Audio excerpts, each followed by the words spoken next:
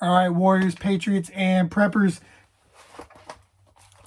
After action report on what I'm calling Snovid. Today's date is April 21st, 2021. I wrote down some stuff and I want to cover that with you guys, and I want to kind of make a little video vlog of it for myself going forward. But I broke it down. Whenever we do an after action report, I start out by breaking it down into different sections. And the sections I broke this down in: what did we do well? What could we do better? Local problems, region problems, and takeaways. So these are just some kind of notes, and I may add to them later. I may add to them even right now during this video. These are just notes that me and my wife sat down and talked about. I thought about on my own as well. Put it down here on paper. I'm going to put it out here now. So I don't think it was as big a deal as they're making it seem to be, and even some preppers are making it seem to be. There's 29 million people in Texas, according to the census in 2019. I believe there's much, much more than that. But according to most reports, and pretty much all the reports I could find, only 2 million people lost power. So you really had 27 million people who were not affected by this as bad as they're making it seem when it comes to the power grid. Now, what did affect people was the maybe 2.5 days in some area of troubled roads and roads that were not accessible and were not safe to drive on. That was really, really what the big problem was, which led to other problems like the supply chain collapsing. People not being able to find what they needed in the stores, people not being able to get resources they needed to keep themselves warm. Even though these people had so much time in advance, everybody knew it was coming, they just didn't prepare. And that's what this is all about, getting people prepared and preparing ourselves. So doing a little bit of a breakdown, I'm just going to jump right into it. But I just wanted to throw that out right there because a lot of people are blaming the power grid. I don't think the power grid was the main problem at all. And they're just using that as a scapegoat and kind of a media focus point versus focusing on something that could really help people about how to prepare in the future. So let's dig right into this. What did we do well? One thing, because we knew ahead of time, right? We got a second buddy heater. We got enough meat in time. This is more of a convenience item. We have some meat prepped back in case we're not able to access the store. But we got some more just because we knew it was going to be 4 or 5 days of not being able to get to the store. Plus, I don't believe that these companies purge the meat like they should. So you're going to have 3-4 days afterwards, once the roads get back open and the supply chain starts working again, where you got to kind of maybe worry about the quality and the safety of the meat. So I'm not touching any of it for at least today's Sunday, probably like Wednesday, Thursday, maybe then I'll feel a little more comfortable buying it. So we secured enough meat in time. We got everything we needed for the chickens. It was a little last second, but we got more bedding for them. We got more food for them. We ended up insulating the coop a lot better as well. So that was something that we had to kind of figure out on the fly, but we did it. We got it done. We did that well. We had to get 2 lights for them to keep the temperature up. I believe the temperature only got down to about 45, 55, somewhere in that range. It's a little hard to tell because the thermometer, like where we had it placed, was up against a cold wall. So I think it was a little bit warmer. They never were really huddled up. They continued to lay eggs the whole time. So we took care of the chickens well. We stayed calm. We got our blackout box ready. My wife was awesome with that. She got, I call them junk lights. It's just lights that have accumulated over the time. They're not really high quality. They're not anything, great, but they, to place around the house and they let the kids use and stuff for when the power goes out. It's a great little blackout box to have. So she got that all ready. She put everything in all the batteries and the items that needed them and had it ready to go.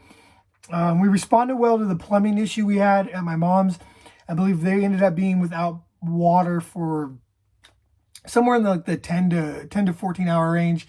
It was definitely a little inconvenience, but it wasn't the end of the world. We handled that well. Luckily, my brother knows a little bit about that plumbing stuff, so I was able to go pick up the stuff he needed, help him out a little bit. He did a great job digging out the water line, figuring out, assessing what the problem was. We capped it off, turned the water right back on, and we just kept it rolling. So we dealt with the plumbing issue really well.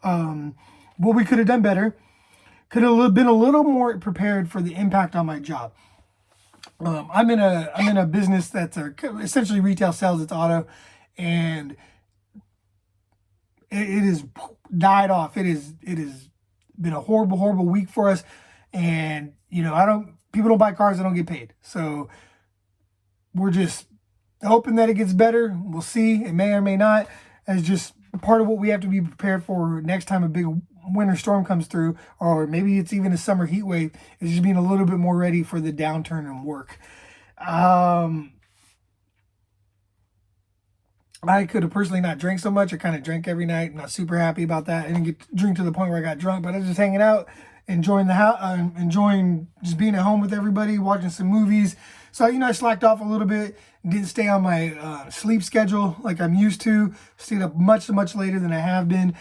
Only did 1 or 2 home workouts when we were there for the 4 or 5 days, kind of trapped at the house. The gyms were closed, all that stuff. So I could have done a better job about that. Those are kind of personal things for me. An alternate source of power. It's becoming more and more apparent that we're definitely going to need an alternate source of power, not only at my place, but at my mom's place as well. Having the propane heaters and all that stuff is cool, but we really need to think about going solar. We really need to think about like a big size generator for the house, a backup generator for the house. So we could do a little bit better on our alternative power source for overall power, keeping everything on. Better clothes for the kids. Kids grow out of clothes pretty quick, so we've never really bought them a lot of winter clothes. Myself and my wife have it from living in Northern California. We're not, it's easy to buy clothes for adults because they'll last us for years. So a little bit better winter clothing for the kids. Better boots and proper boots for everybody. I have some decent winter boots, but for the amount of water buildup, it was a little different than normal than just trekking through the snow. So a little bit better boots for everybody. Local problems.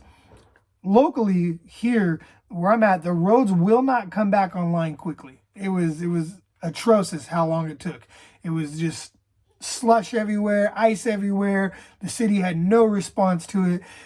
Really, the brunt of the storm wasn't that bad. It was just the ice on the roads. And if you followed me on Instagram or you followed me on any of the stuff on here, I believe I've shared some of the video of the ice on the roads. The ice on the roads was awful. So the roads will not come back online quickly, which led to the supply chain kind of failing and food not being in the stores. Gas ran out day 1. So luckily, even before all this happened, this wasn't even on my radar. I did a video and I prepped more gas for us. So we didn't even have to tap into that. I keep my gas tank full, keep the wife's gas tank full. Was not an issue this whole time for us, but gas did run out quickly, and it ran out day 1 super fast all across the town that we're in and in the surrounding areas. In regards to the surrounding areas locally, our grocery stores support a lot of people outside of our immediate city. Like, we're the closest major chain grocery store for probably a good 40-50 mile radius. They have some stuff in some of the spots, but there's a lot of people who come to us to get groceries and to get food. So it taps the resources a lot quicker than you would think, and a lot faster than I believe a lot of people expected. One of the things that's kind of weird, so my brother works at Walmart, and he's kind of boots on the ground, could give back some feedback and let us know exactly what's happening. But now that everything's done, the roads are back open, there's no snow coming, people are still buying 2-3 carts full of groceries. It already happened. You don't really need that right now. So that's kind of weird. There's no danger of anything closing down. It's just, it doesn't make sense to me. But people are stupid. That's one of my big takeaways too, as we get down to the takeaway. People are just stupid. They should have prepared ahead of time. You think, especially right now in the post-COVID era, that you wouldn't see this type of panic buying ever again. If people were really learning their lessons and people were really thinking about how to be prepared, you would never see any panic buying like we've seen in the past. So that was kind of weird. Regional problems, again, the roads, plumbers' response time completely backlogged. Obviously they're taking on bigger jobs. So if, they have someone to call them, it's an entire apartment complex versus yourself, your one little individual home, you're kind of on the back burner. So the response time for plumbers in this area is still backlogged. I believe that there's going to be issues with getting all the parts and stuff they need. So that's yet to be seen, but I believe that's probably out there. because we have, at my job, there's parts availability problem. We have people who need batteries, people who need tires, people who need new windshield wipers because their wipers got busted, all kinds of stuff, and we can't get the parts. There's a supply issue with the parts. So fire department, you saw all over Houston and Dallas, I believe, had the same problem. I know Houston for sure. The fire departments were not able to properly respond to any of the fires that were happening because of the lack of water pressure. So fire response during a storm like this, and the police response even in this area, I heard some stories about they're not able to get to the scene quick enough because they're not equipped to drive this. Their cruises are not set up for this type of weather. They don't even have anything that would have sufficed for that. So the police, or really, so I guess kind of the first responders' time was just non-existent to very, very slow. So you really, really are on your own, and you have to be your own first responder. Let's see, people not sure how to drive in the cold weather or even how to deal with the cold weather. They were putting out warnings about the signs of hypothermia, which for maybe a lot of people in this area is not something they ever had to think about or ever even considered. But it became an issue, and you had people who were suffering from hypothermia because they're out playing in the cold. It's 20 degrees, you're standing in snow, hanging out, you're not used to this. You don't have the proper clothing on because you don't even own it, and hypothermia sets in. So there were some cases and situations where that became a problem. My biggest takeaway is that the real problem is going to be the supply chain. The supply chain is going to fail, and it's going to fail quickly. So it used to be kind of like people like a prepper theory, and people warned about that for years and on Doomsday Prepper and just in general. But, we've seen it with COVID. I got to see this with Snovid. It is a real, real problem, and it's going to be one of the biggest ones facing you if you don't have stuff prepped back ahead of time. People are dumb. People are dumb. You can never underestimate people's stupidity individually and especially in large groups. The amount of stuff I've seen between the wrecks, the crashes, the way people were driving, the way people were acting in stores, people are stupid. People are going to put you in the biggest danger. Other people are the biggest danger to you. So if you could be at home, off the roads, not dealing with that stuff, the better it's going to be. And we need to have other forms of energy at our house. And the best thing you could prep for, I think I've said this for a long time, but it's become more clear now, is if you're prepping for grid down and all the stuff that comes along with grid down, it doesn't matter how the grid goes down, whether it's from EMP, whether it's a cyber attack, whatever it is, it does not matter, whether it's temporary, short-term, long-term, you prepare for grid down and all the things that come along with grid down, you're going to be well off, and you're going to be picking something that's more likely than anything else. So by preparing for grid down, you can really set yourself up in a position to be prepared for your family, for yourself, maybe for your friends, maybe for your loved ones, if it comes down to that. And you have to really sit back and help a lot of people, even though they didn't want to listen to you ahead of time, even though they didn't want to prep ahead of time. So thank you guys for listening. Those are just my takeaways from Snovid, my after action report. And I hope that was helpful. If you guys have any experience with this and you'd like to share them in the comments and we can open up a dialogue, I'd love that. Also in the links below is going to be a link to American Prepper Group. It's open to everyone now. It's free. I hope to see you in there. This video is sponsored by them. It's part of our group. And pretty soon we're going to be rolling out some new and exciting content. Thank you.